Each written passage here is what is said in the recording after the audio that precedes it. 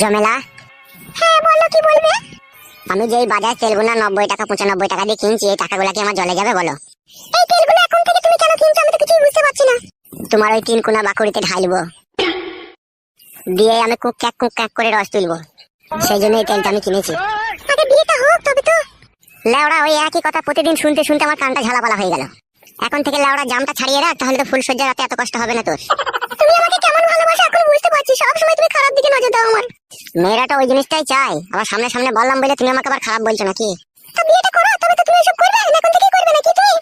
ভিতরে ফেলবো না তো, আমি বাইরে ফেলবো যাতে অসুবিধা না হয়। ওই জন্য বলছি এখন থেকে একবার করে মাঝে মধ্যে চেক করলে হতো না। না, এখন এসব করা যাবে না। তুই তো ভালোই বাসিস না আমাকে, সেই জন্যই তো এই কথা বলছিস। ভালোবাসলি কি আর বলতিল বল? তুমি যে আমাকে কত ভালোবাসো সেটা আমি বুঝতে পারছি। তোমার সব সময় খুব মতলব, খালি জাম ছাড়াবার ধান্দা। তোমার ভালোর জন্যই তো আমি জামটা ছাড়িয়ে রাখতে চাই, যাতে ফুলসজ্জার রাতে কষ্ট না হয়।